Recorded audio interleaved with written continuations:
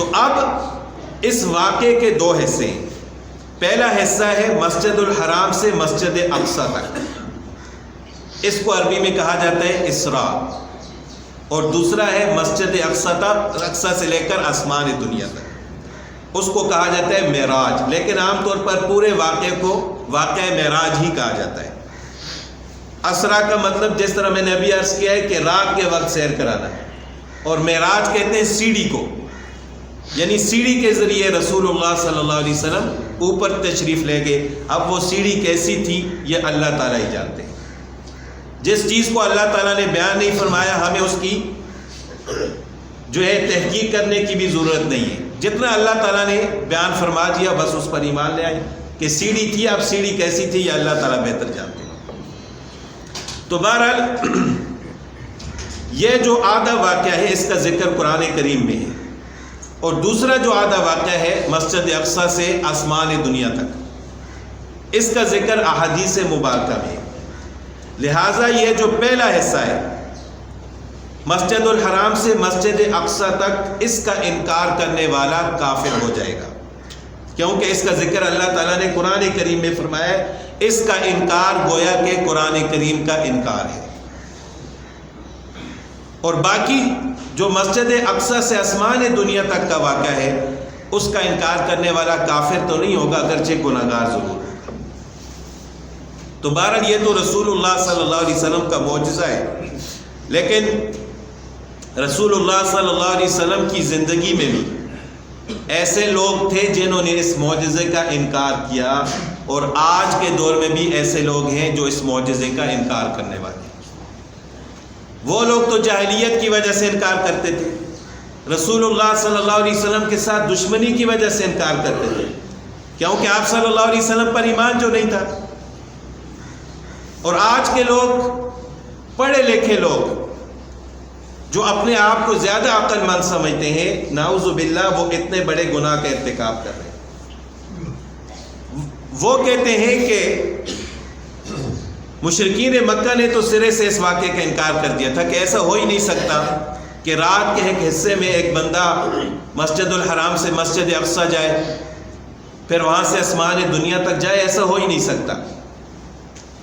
اور آج کے دور میں جو لوگ اس واقعے کا انکار کر رہے ہیں وہ کیا کہتے ہیں کہ یہ واقعہ جسمانی نہیں تھا، روحانی تھا.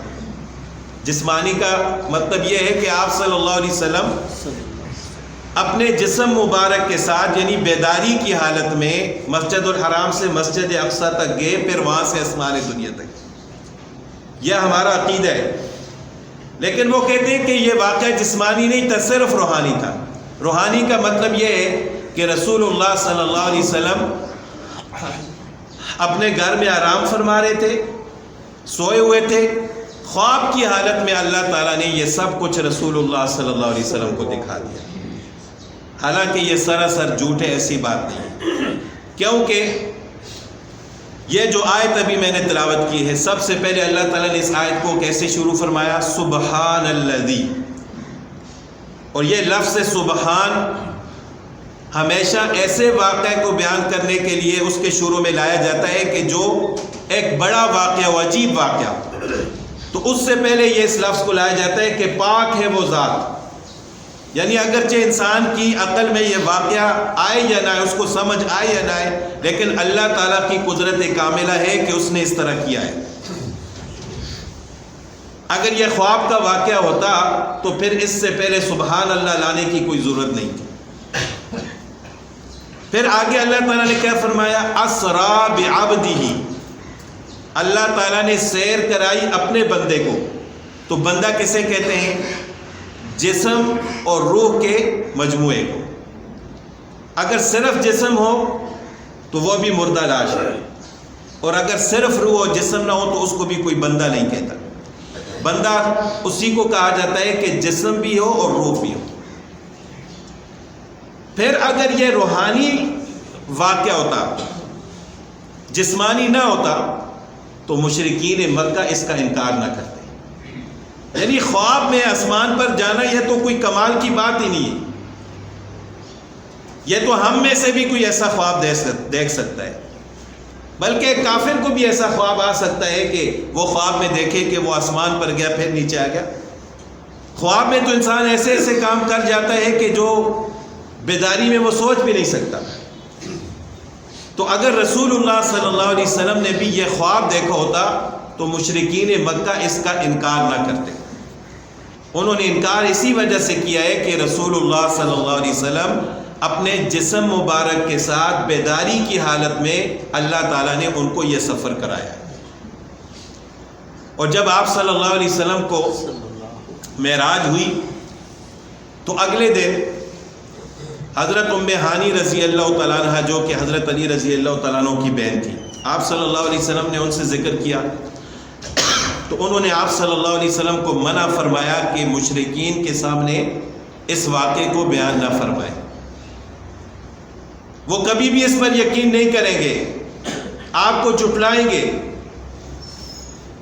تو رسول اللہ صلی اللہ علیہ وسلم فرماتے ہیں کہ میں خانہ کعبہ میں یعنی حدود حرم میں بیٹھا ہوا تھا، اتنے میں ابو جہل آیا تو میری حالت دیکھ کر کہنے لگا کہ لگتا ہے آج کوئی عجیب واقعہ پیش آئے. میں نے کہا کہ ہاں بالکل. اس نے تو مذاق کے طور پر پوچھا تھا، استہزاء مذاق اڑانے کے لیے. تو کہنے لگا کیا واقعہ ہے؟ تو رسول اللہ صلی اللہ علیہ وسلم فرماتے ہیں کہ میں نے اپنے معراج کا سارا واقعہ اس کے سامنے بیان کیا کہ اللہ تعالیٰ مجھے آج رات کے تھوڑے سے حصے میں مسجد الحرام سے مسجد اقصی لے گئے، پھر وہاں سے آسمان دنیا تک. تو وہ بدبخت یہ بات سن کر ہنسنے لگا اور کہنے لگا کہ میں سب قبیلے کے لوگوں کو بتاتا ہوں اور ان کو بلاتا ہوں، کیا آپ ان کے سامنے یہ بات کریں گے؟ رسول اللہ صلی اللہ علیہ وسلم نے فرمایا کہ بالکل کروں گا. جب سب قبیلے کے سرداروں کو بلایا گیا، آپ صلی اللہ علیہ وسلم نے ان کے سامنے وہی واقعہ بیان فرمایا تو وہ سارے بدبخت ہنسنے لگے. پھر ان میں سے کچھ لوگ ایسے تھے کہ جو مسجد اقصی پہلے گئے ہوئے تھے، تجارتی سفر کرتے رہتے تھے. انہوں نے کہا کہ اچھا اب آپ واقعی اگر آپ آج رات مسجد اقصی تک گئے ہیں تو ہمیں مسجد اقصی کی کچھ صفات تو بتائیں کہ مسجد اقصی کیسی ہے، بیت المقدس کیسا ہے. رسول اللہ صلی اللہ علیہ وسلم فرماتے ہیں کہ میں نے وہ بیان کرنا شروع کی تو بعض چیزیں مجھے بھول گئی اور میں اتنا پریشان ہوا کہ اس سے پہلے کبھی میں اتنا پریشان نہیں ہوا کہ اب لوگ یہ مجھے جھٹلائیں گے کہ یہ کہہ رہے ہیں کہ مسجد اقصی گیا ہوں لیکن مسجد اقصی کی صفات ان کو یاد نہیں. تو رسول اللہ صلی اللہ علیہ وسلم فرماتے ہیں کہ اللہ تعالیٰ نے مسجد اقصی کو میرے سامنے لا کر رکھ دیا تھوڑے سے فاصلے پر، اور میں وہاں سے دیکھ کر مسجد اقصی کی ساری صفات ان کو بیان کر رہا تھا. تو اب ان کو تو یہ پتہ نہیں تھا کہ آپ صلی اللہ علیہ وسلم کے ایک معجزہ ہے. تو جب انہوں نے وہ صفات سنی تو جن لوگوں نے مسجد اقصی کو دیکھا تھا انہوں نے کہا کہ واقعی مسجد اقصی ایسی ہے جس طرح یہ فرما رہے ہیں، لیکن ایمان پھر بھی وہ نہیں لائے. تو دیکھیں کہ یہ حقیقی واقعہ تھا تو تب ان لوگوں نے جھٹلایا ہے. اگر خواب کا واقعہ ہوتا تو خواب میں تو یہاں سے کوئی سعودی عرب چلا جائے، وہاں سے امریکہ چلا جائے، وہاں سے انگلینڈ چلا جائے، پھر واپس یہاں پہنچ جائے، تو یہ کوئی کمال کی بات تو نہیں ہے. یہ معجزہ تو تب ہی ہے کہ جب بیداری کی حالت میں اپنے جسم کے ساتھ کوئی شخص اتنا لمبا سفر طے کرے اور وہ بھی رات کے ایک حصے میں، تو ظاہری بات ہے یہ اللہ تعالیٰ کی قدرت کاملہ ہے جو اللہ تعالیٰ نے اپنے پیارے محبوب صلی اللہ علیہ وسلم کو معجزے کے طور پر عطا فرمائی. پھر اس واقعے کی گواہی ایک غیر مسلم جو کہ نصرانی تھا، ان کا عالم تھا، اس نے بھی اس کی گواہی دی. آپ صلی اللہ علیہ وسلم نے ایک دفعہ قیصر روم ہرقل کو ایک خط لکھا، دعوت نامہ، اسلام کی دعوت دی.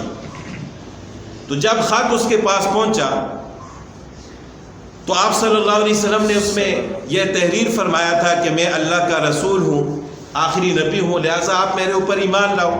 بادشاہوں کو کئی خطوط لکھے ہیں رسول اللہ صلی اللہ علیہ وسلم نے. اب جب خط اس کے پاس پہنچا تو کئی لوگ مکہ سے تجارت کی غرض سے وہاں روم گئے ہوئے تھے. اس نے اپنے درباریوں سے کہا کہ جو جو لوگ مکہ سے یہاں آئے ہوئے ان کو بلائیں، تاکہ میں ان سے پوچھوں کہ یہ جو صاحب خط لکھنے والے ہیں یہ واقعی اللہ کے نبی ہیں یا نہیں ہیں۔ کئی لوگوں کو وہاں پر بلایا گیا، ان میں ایک حضرت ابو سفیان رضی اللہ تعالیٰ عنہ تھے، جو کہ اس وقت تک ایمان نہیں لائے تھے، کافر تھے۔ وہ خود اپنا واقعہ مسلمان ہونے کے بعد اپنا واقعہ بیان فرما رہے ہیں، اور یہ بخاری شریف کے اندر یہ واقعہ منقول ہے۔ وہ کہتے ہیں کہ جب اس بادشاہ نے ہمیں بلایا تو بہت ساری باتیں اس نے پوچھی، تو جو بات سچی تھی وہ میں نے بتا دی۔ اس نے یہ پوچھا کہ سب سے پہلے آپ صلی اللہ علیہ وسلم پر ایمان لانے والے کیسے لوگ ہیں؟ میں نے کہا غریب لوگ ہیں۔ تو بادشاہ نے کہا کہ یہ بات سچی ہے کہ انبیاء پر ابتداء ایمان لانے والے غریب لوگ ہی ہوتے ہیں۔ پھر اس نے اور بھی بہت سارے سوال پوچھے، تو ابو سفیان رضی اللہ تعالیٰ عنہ جو کہ اس وقت ایمان نہیں لائے تھے، میں کہنے لگے کہ میں نے اس بادشاہ سے واقعہ معراج کا ذکر کیا کہ اب پتہ چلے گا کہ رسول اللہ صلی اللہ علیہ وسلم سچے نبی ہیں یا نہیں ہیں، کیونکہ یہ خود بھی ایمان نہیں لائے تھے اس وقت۔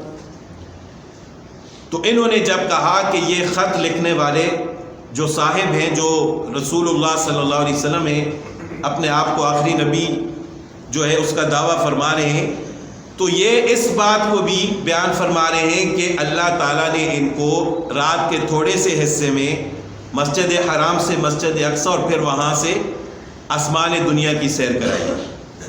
اب اس بادشاہ کے سرہانے نصرانیوں کا جو عالم تھا وہ کھڑا تھا، اور مسجد اقصی کا مجاور تھا، خدمت کرنے والا تھا۔ مسجد اقصی کے دروازوں کی چابیاں اس کے پاس تھیں۔ اس نے کہا جی ہاں بالکل میں اس واقعے کی گواہی دیتا ہوں۔ بادشاہ نے پوچھا آپ کو کیسے پتہ چلا؟ اس نے کہا کہ مجھے ایسے پتہ چلا کہ ایک رات ایسا ہوا کہ میں روزانہ رات کو اس وقت تک گھر نہیں جاتا تھا جب تک مسجد اقصی کے سارے دروازوں کو تالے نہ لگاتا۔ ایک رات ایسا ہوا کہ جب دروازوں کو ہم تالے لگانے لگے تو ایک دروازہ بند نہیں ہو رہا تھا۔ ہم نے بڑی کوشش کی، وہ دروازہ بند نہیں ہوا۔ مستریوں کو بلایا گیا، بلڈنگیں بنانے والوں کو بلایا گیا، ترخانوں کو بلایا گیا کہ بھائی دروازہ بند نہیں ہو رہا، بظاہر کوئی وجہ بھی نظر نہیں آ رہی، دروازہ ٹوٹا ہوا بھی نہیں ہے۔ ان سب نے دیکھا تو آخر کار ان سب نے کہا کہ اس دروازے کے اوپر اس بلڈنگ کا وزن آ گیا، جس کی وجہ سے یہ بند نہیں ہو رہا۔ سمجھ ان کو بھی نہیں آئی کہ کیوں بند نہیں ہو رہا۔ تو انہوں نے کہا کہ اب رات کو کچھ نہیں ہو سکتا، لہٰذا سب لوگ گھر جائیں، صبح آ کر دیکھیں گے کہ کیوں نہیں بند ہو رہا۔ تو وہ نصرانیہ کو جو عالم تھا اس نے کہا کہ ہم اسی طرح اس دروازے کو کھلا چھوڑ کر چلے گئے۔ جب دوسرے دن ہم واپس وہاں آئے صبح تو دیکھا کہ دروازے کے پاس ایک چٹان پڑی ہوئی ہے، ایسا لگ رہا تھا کہ رات کو یہاں کسی نے اپنا جانور باندھا ہے۔ اور رسول اللہ صلی اللہ علیہ وسلم کو جب معراج کرائی گئی تو مسجد الحرام سے مسجد اقصی تک جو ہے ایک جانور کے ذریعے یہ سفر کرایا گیا، اور وہ جانور بھی جس کو براق کہا جاتا ہے، گدے سے تھوڑا بڑا اور خچر سے چھوٹا۔ براق اس کو اسی کا وجہ سے کہا جاتا ہے کہ اس کی جو تیزی تھی وہ بجلی کی طرح تھی، برق بجلی کو کہتے ہیں۔ تو جب مسجد اقصی رسول اللہ صلی اللہ علیہ وسلم پہنچے تو اپنے اس جانور کو اسی کھونٹی کے ساتھ باندھا جس کے ساتھ انبیاء علیہ الصلوۃ والسلام اپنی سواریوں کو باندھتے تھے، اور وہاں پر رسول اللہ صلی اللہ علیہ وسلم نے 2 رکعت نفل بھی ادا کیے اور تمام انبیاء علیہ الصلوۃ والسلام کو نماز بھی پڑھائی۔ تو وہ جانور آپ صلی اللہ علیہ وسلم نے وہاں باندھا تھا۔ تو وہ عالم کہتا ہے کہ دوسرے دن ہم نے محسوس کیا کہ یہاں پر رات کو کسی نے اپنا جانور باندھا ہے۔ تو میں نے اسی وقت محسوس کر لیا تھا کہ آج رات اللہ کے پیارے انبیاء علیہ الصلوۃ والسلام میں سے کوئی نبی یہاں آیا ہے۔ تو ہمیں ان کو تو پتہ نہیں تھا کہ یہ کون سے نبی آئے ہیں، کیونکہ وہ تو نصرانی تھے۔ تو جو ہی انہوں نے یہ واقعہ معراج بیان کیا تو اس نے فوراً کہا کہ ہاں میں بالکل اس بات کی گواہی دیتا ہوں۔ تو ان لوگوں نے اپنی آنکھوں سے وہ مشاہدہ کیا تھا تو انہوں نے گواہی بھی دے دی۔ لیکن آج کے دور میں لوگ کہتے ہیں کہ نہیں یہ جسمانی معراج نہیں تھی، صرف روحانی معراج تھی۔ تو پھر معجزہ کس بات کا ہے؟ تو آپ صلی اللہ علیہ وسلم کا یہ جو سفر تھا مکہ سے مسجد اقصیٰ کا، آپ صلی اللہ علیہ وسلم فرماتے ہیں کہ میں ایک رات حتیم میں لیٹا ہوا تھا۔ حتیم خانہ کعبہ کے ساتھ جو جگہ تھوڑی